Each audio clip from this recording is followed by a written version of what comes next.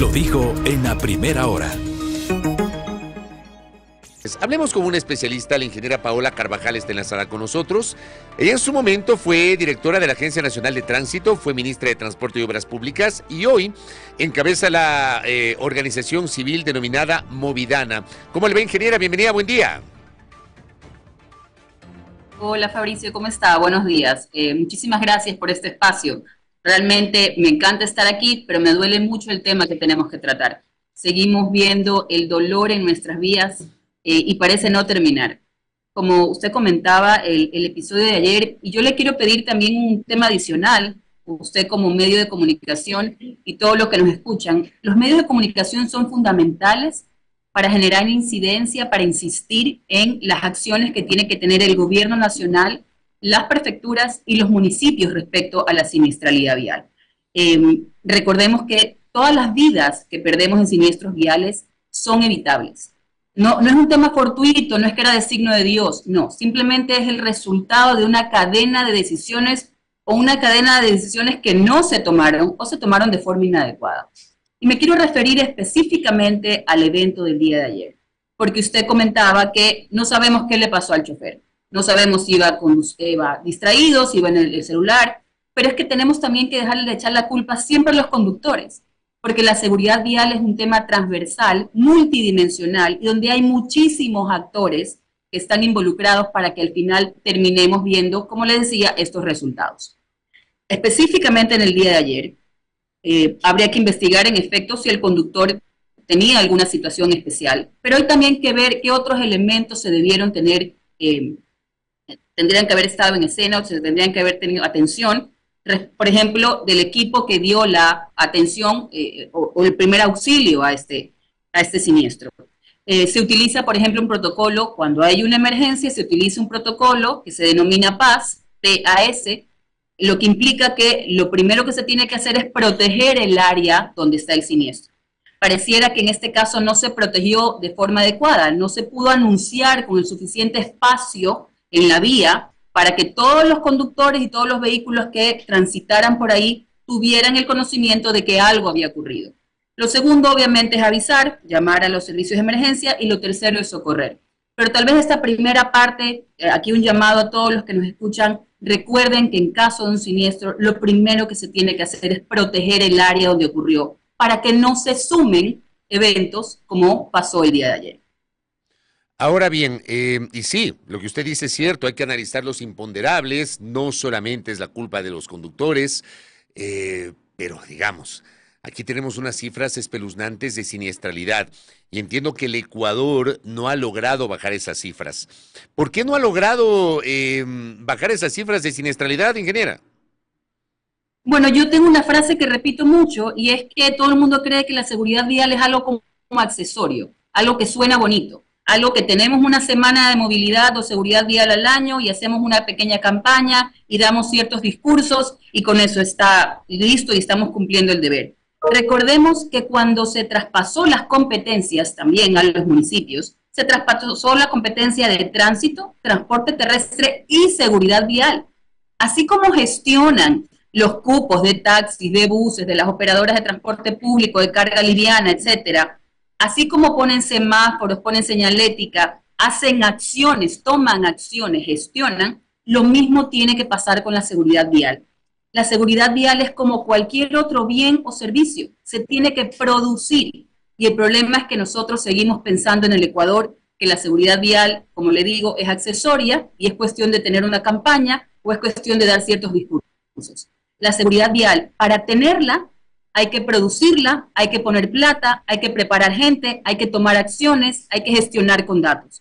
Y eso es lo que definitivamente no está ocurriendo en el Ecuador hasta la fecha. Usted dijo que las cifras de Ecuador son terribles y son terribles realmente, Fabricio. Según el último reporte del INEC, que se refiere al año 2022, porque todavía no ha sacado el de 2023, los siniestros de tránsito es la séptima causa de muerte general en el Ecuador. Esto significa que es la tercera causa de muerte para los hombres, o sea que son los hombres, primero está las enfermedades del corazón, luego obviamente digamos que por la situación violenta están los homicidios, y de ahí vienen los siniestros de tránsito. Pero lo más duro, Fabricio, es que los siniestros de tránsito es la primera causa de muerte para personas o para niños entre 5 y 17 años. Encima, quienes están perdiendo la vida, que estamos perdiendo a nuestros jóvenes en nuestras carreteras. Entonces, es momento de tomar el toro por los cuernos y tomar las decisiones adecuadas. Porque además, más allá de que es un impacto obviamente social, es un impacto familiar, esto es un impacto de salud. Aquí me encanta, de salud y de economía de todo el Ecuador. A mí me encantaría que esto sea un tema que hablan no solo los que somos activistas desde la sociedad civil o las instituciones que son corresponsables como la Agencia Nacional de Tránsito o el Ministerio de Transporte. A mí me encantaría ver los analistas financieros y los analistas económicos del país que hablen de seguridad vial, porque si yo le dijera lo que el Ecuador pierde cada año por siniestros de tránsito, no estaríamos pidiéndole plata al Fondo Monetario Internacional. Hay unas cifras acá. ¿Cómo se determina que el país pierde el 5% del Producto Interno Bruto cada año por siniestros viales, ingeniera? Bueno, este es un dato que dio la directora ejecutiva actual de la Agencia Nacional de Tránsito hace unos días que hicieron un conversatorio y créanme que me quedé espeluznada. O sea, el 5.02% del PIB pierde el Ecuador cada año, eso es un poco más de 5.000 millones de dólares al año. ¿Cómo se construye esta cifra? Obviamente es una metodología utilizada en varios países, esto no es un invento, digamos, local, pero aquí se suman costes que incluyen algunos costes, digamos, entre esos los costes humanos, hay cosas intangibles, obviamente, como el dolor, el duelo, la pérdida de calidad de vida que se pueden, digamos, contabilizar o cuantificar de alguna forma. Se incluyen todos los costes médicos, lo que tiene que ver con el tratamiento de los lesionados graves, el tratamiento, obviamente, de los heridos, que tampoco tienen lesiones tan graves, pero tienen que tener atenciones, todo el sistema de respuesta de emergencias, toda la cantidad de ambulancias que tiene que existir para que lleguen a los eventos.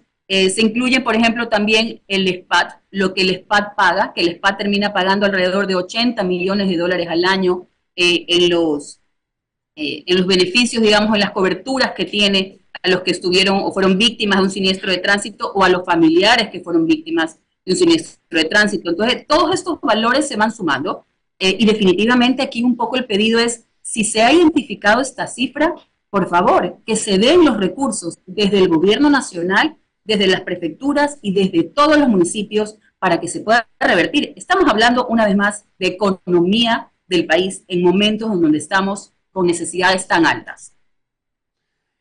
Ahora bien, en medio de todo esto, ayer nomás se conoció, y esto, digamos, no es que es reciente, pero ayer hubo una decisión por parte de la Comisión de Tránsito del Ecuador que hizo, refiriéndose a los radares, ¿ya? Acá en un mensaje que nos escribió César Ruiz, un oyente, si se considera que esos presuntos intereses particulares rompen todo el esquema de seguridad vial tan necesario en el país. Ya en el pasado, y acá lo tuvimos a Pavel Muñoz hace algunas semanas, al alcalde de Quito, que él hablaba sobre que decisiones judiciales impiden que haya algún tipo de sanción por exceso de velocidad a partir de los radares, porque los radares no están homologados. Creo que los radares, más que sancionadores, deberían ser una herramienta poderosa de prevención, pero ¿qué pasa con la situación de los radares a partir de lo que ya venía pasando y la decisión de ayer, ingeniera? Mire, yo el tema de los radares es algo que se ha manipulado mucho, se ha manipulado de una forma inadecuada y creo también que han existido muchísimos abusos. Les recuerdo que radares en el país tenemos hace más de 10 años, 11 años. O sea, tenemos un montón de tiempo en que los radares se colocaron y que permitieron salvar muchísimas vidas. En otros países no les dicen radares, les dicen cámaras salvavidas, porque eso terminan haciendo, recordando o informando que vas a exceso de velocidad, y obviamente, si nosotros reducimos la velocidad, pues la cantidad de fallecidos y lesionados graves se va a reducir de forma inmediata y de una forma importante. Pero vamos al tema de los radares que hoy estamos en esta coyuntura. Yo estoy de acuerdo en que han habido abusos un montón. De hecho, me pasó ayer que me notificaron el cobro de una multa de hace un año, pero me notificaron ya para hacer el cobro y deducirlo de la cuenta. Y dije, pero si yo ni siquiera he pasado en esa vía, ¿en qué momento? Entonces me toca hacer todo un proceso para poder impugnar, porque no es justo tampoco que nos estén quitando valores a los ciudadanos así. Entonces, definitivamente ha habido un abuso. Pero lo que no puede pasar es que matemos a una tecnología que ha salvado vidas y que ha sido probada en el mundo, que es una herramienta poderosa para reducir el costo de lo que pierde el país y obviamente el impacto social y el dolor en las familias.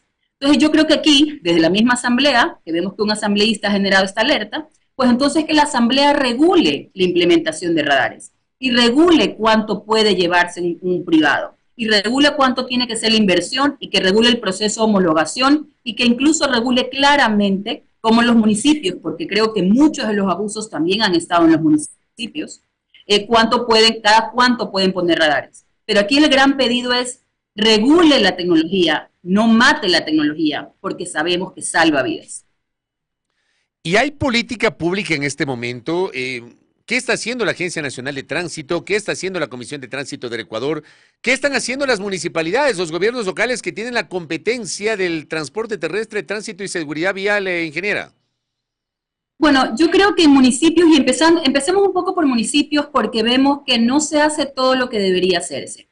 En las zonas urbanas ocurre alrededor del 60% de los siniestros y obviamente sus consecuencias. Entonces, si alguien debería actuar de forma inmediata y urgente, son los municipios. En los municipios, y le digo porque esto desde nuestra Fundación Movidana hicimos un proceso de investigación, no había política pública específica que regulara la seguridad vial y que incorporara aquellas buenas prácticas que recomienda Naciones Unidas y la Organización Mundial de la Salud y varias organizaciones internacionales expertas en la materia. Nosotros hicimos un trabajo de desarrollar una ordenanza borrador, una ordenanza modelo, para que la seguridad vial esté como el eje de toda la gestión de movilidad en cada uno de los cantones. Tenemos alrededor de 2 años en este tocar puertas, en este insistir, en este enviar, en trabajar, para que se puedan aprobar estas ordenanzas. Y a la fecha solo tenemos 3 municipios que la han acogido, el municipio de Milagro, el municipio del Triunfo y el municipio de Paján en Manabí. Estamos trabajando con otros municipios como Montecristi, Portoviejo, Daule, Santa Elena, Salinas, pero por ejemplo los municipios más grandes, que son donde ocurre la mayor cantidad de siniestros, no hay acción, el municipio de Quito y el municipio de Guayaquil. En ambos se ha presentado el borrador de la ordenanza y no vemos que ocurra más allá de discusiones o discursos. Es hora de tomar acción, de pasar del discurso a la gestión efectiva. Como le decía al inicio, Fabricio, la seguridad vial se tiene que producir como cualquier otro bien o cualquier otro servicio. Se tiene que gestionar y meterle plata, porque todo dólar que se meta va a tener una retribución no solo social, sino también un ahorro para las ciudades y el país. Desde el sector nacional, la agencia, y en este conversatorio que le digo que hubo algunos días, indicó que va a retomar el proyecto de transporte seguro, proyecto que yo soy muy orgullosa porque fue uno de los proyectos que yo lideré en su momento, y todo el mundo sabe los excelentes resultados que tuvo, y es una pena que años después simplemente lo dejaron morir. Pero nos han comentado o han hecho público que quieren retomar el proyecto de transporte seguro, lo cual nosotros aplaudimos, y quieren retomar una estrategia de seguridad vial o un plan de seguridad vial que se llama eSegura. Esto definitivamente nos dice que por lo menos hay ya pues algunas líneas sobre las que van a caminar. Aquí lo importante es que se asegure el financiamiento. Como le digo, yo soy muy orgullosa del trabajo pasado. Yo fui parte del equipo que lideró el primer plan de seguridad vial en el Ecuador por el año 2013. Tristemente, los años siguientes lo dejaron morir. Pero hoy, con las cifras que tenemos, el año 2023 es el año más mortal respecto a siniestros de tránsito. Tenemos que exigir que se tome acción inmediata. Hay un tema que ha sido medio recurrente, que es la poca estabilidad de las autoridades del sector de tránsito, ¿no? A nivel de la Agencia Nacional y de incluso la Comisión de Tránsito del Ecuador. Y junto a la falta de estabilidad, que además impide que haya una política de largo aliento, las permanentes y persistentes denuncias de corrupción, ingeniera. Bueno, Fabricio, sí, siempre ha habido corrupción, pero ahí yo creo que depende mucho también de las cabezas. A mí me gusta pensar y estoy convencida que hoy Vanessa Cueva tiene una lucha contra la corrupción real. Más bien es un llamado a que todo el mundo denuncie. El tema de las licencias, el tema de los cupos de los transportistas que a veces quieren pagar para tener una ruta u otra ruta o más buses, pero al final es un tema de decisión. Y yo creo que esa podría ser una charla mucho más amplia, porque hay muchas acciones que dentro de cada institución se pueden tomar para ir cortando la corrupción. Le doy un ejemplo muy claro de lo que yo hice cuando a mí me tocó. cuando los permisos de carga pesada, que es una modalidad que los que me escuchan en el sector conocen que es una modalidad abierta, o sea, que no tiene limitaciones o barreras para entrar al sector, resulta que para sacar un permiso de carga pesada se podían demorar 6 meses, 7 meses, 1 año, o lo devolvían 20 meses porque la copia de la cédula no era correcta. Y se tomó una decisión muy simple que costó nada y resolvió el tema de corrupción ahí. Y básicamente lo que decidimos fue que ninguna solicitud podía tomarse más de 30 días dentro de la institución. Y en caso de que se tome en una provincia este pedido más de 30 días, el que iba a salir era el director provincial. Quiero decirle que solo nos tocó sacar un director provincial y de ahí nunca más ocurrió y nunca más llegó una denuncia y el sector de carga pesada estuvo atendido en las condiciones que se merecía. Entonces, hay muchos mecanismos que uno puede utilizar desde la propia agencia, desde el ministerio, respecto a los trámites y procedimientos para cortar estas uñas largas que sabemos que además impactan en la misma economía del país.